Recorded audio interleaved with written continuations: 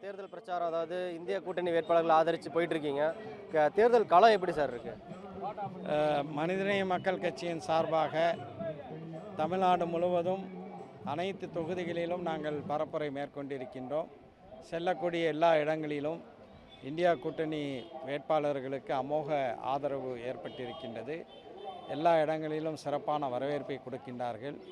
இங்கே கோயம்புத்தூரில் இன்று காலை முதல் பொள்ளாச்சி நாடாளுமன்ற தொகுதியிலே போட்டியிடக்கூடிய இந்தியா கூட்டணியின் திராவிட முன்னேற்ற கழக வேட்பாளர் ஈஸ்வர சுவாமி அவர்களை ஆதரித்து பரப்புரை செய்திருக்கின்றோம். அமோகமான வரவேற்பை தந்திருக்கிறார்கள்.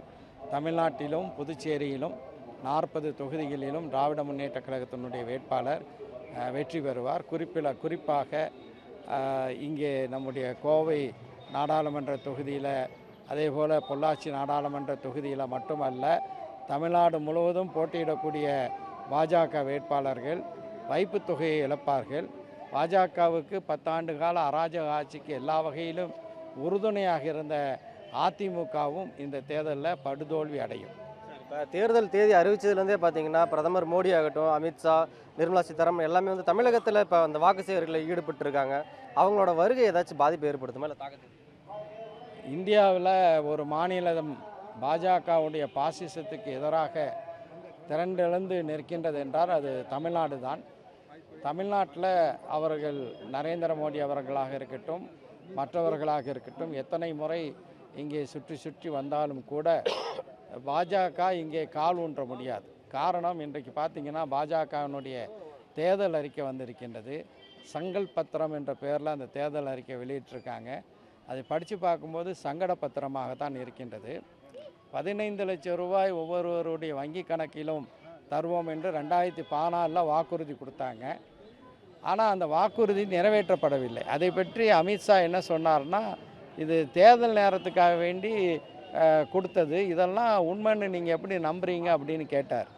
ராஜ்நாத் சிங் அந்த இப்போதைய தேர்தல் அறிக்கையை தயாரித்திருக்கிற இந்தியாவினுடைய பாதுகாப்பு அமைச்சர் தேர்தல் நேரத்தில் சொல்கிறதெல்லாம் நீங்கள் எப்படி ஏற்றுக்கொள்ள முடியும்?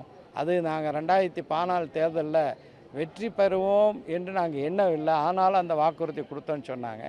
இன்றைக்கு இந்த தேர்தல், அதாவது பாஜகவினுடைய சங்கட பத்திரத்தை படித்து பார்க்கும்போது 75 வயதுக்கு மேல் உள்ளவர்களுக்கு காப்பீடு திட்டம் அறிவிக்கப்பட்டிருக்கிறது. மக்கள் என்ன கேள்வி கேட்குறாங்கன்னா, கொரோனா காலத்துக்கு முன்னாடி இந்தியன் ரயில்வேயில் சீனியர் சிட்டிசன்ஸ் 60 வயதுக்கு மேற்பட்டவர்கள் அதாவது பாதி கட்டணத்தில் பயணம் செய்யக்கூடிய வசதி, குழந்தைகளுக்கு கட்டணம் இல்லாமல் பயணம் செய்யக்கூடிய வசதி, கொரோனா காலகட்டத்தில் இந்த சலுகையை ரத்து செய்தது மோடி ஆட்சி.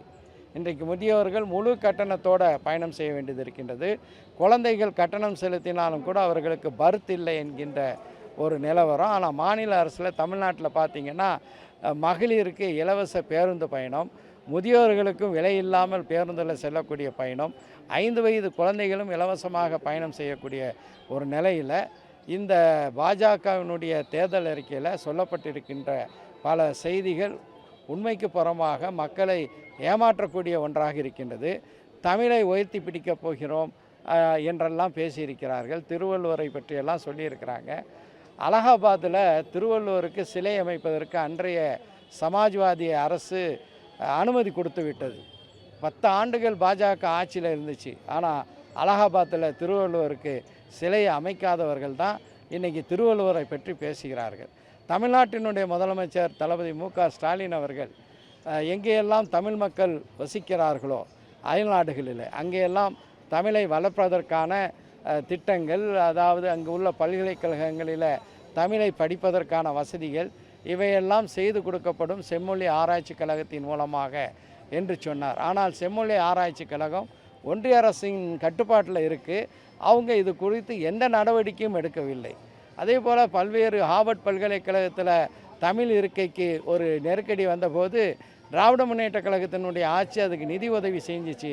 ஒன்றிய பாஜக அரசு எதுவுமே செய்யவில்லை. ஏன்னா தமிழ் பேரில் இங்கே ஏமாற்றலாம்னு நினைக்கிறாங்க.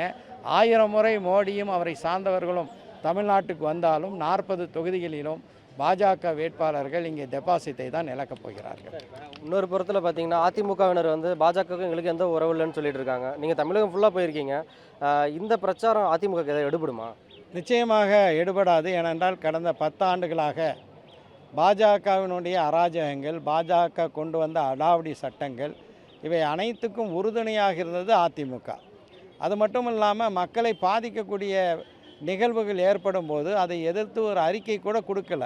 இன்றைக்கி நம்முடைய தமிழ்நாடு அரசு சட்டமன்றத்தில் பல சட்ட முன்வடிவுகளை ஏகமனதாக நிறைவேற்றி ஆளுநருக்கு அனுப்புகிறோம். ஆனால் அந்த ஆளுநர் அதற்கு ஒப்புதல் தர மறுக்கிறார். நம்முடைய திமுக தலைவர், தமிழ்நாட்டு முதலமைச்சர் சுப்ரீம் கோர்ட் வரைக்கும் போய் சட்ட ரீதியாக போராட்டத்தை நடத்தி வெற்றி பெற்றார். ஆனால் எடப்பாடி பழனிசாமி அவர்களிடம் ஆளுநருடைய நடவடிக்கையை நீங்கள் விமர்சிக்கவில்லையே என்று கேட்கும்போது, ஆளுநர் எங்களுக்கு என்ன செஞ்சார், எங்களுக்கு ஒன்றும் இடையூறு செய்யலை ஆளுநர்னு சொல்லக்கூடிய அளவுக்கு அதிமுகவுக்கும் பாஜகவுக்கும் ஒரு கள்ள கூட்டணி இருக்கின்றது, ஒரு கள்ள காதல் இருக்கின்றது.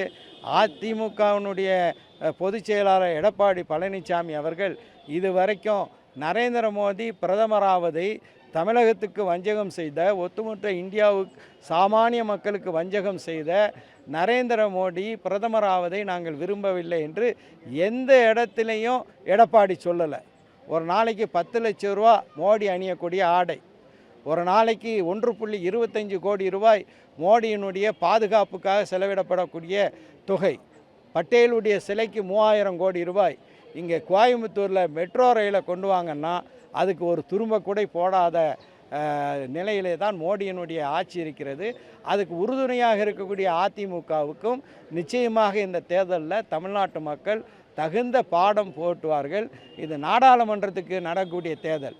நாடாளுமன்ற விஷயத்தை பற்றி பேசாமல் எடப்பாடி பழனிசாமி தமிழ்நாடு அரசாங்கத்தை பற்றி பேசுகிறார். அதை பேச தான் செய்யணும். அது சட்டமன்ற தேர்தலின் போது. நாடாளுமன்ற தேர்தலில் மோடி ஆட்சி செய்திருக்கக்கூடிய அராஜகங்களை கண்டித்து எதுவுமே பேசாத எடப்பாடி பழனிசாமி அதிமுகவுடன் கள்ளக்காதலில் இருக்காருங்கிறது தமிழக மக்கள் தெளிவாக புரிஞ்சிருக்காங்க. அதிமுகவுக்கும் சரியான பாடத்தை புகட்டுவார்கள்.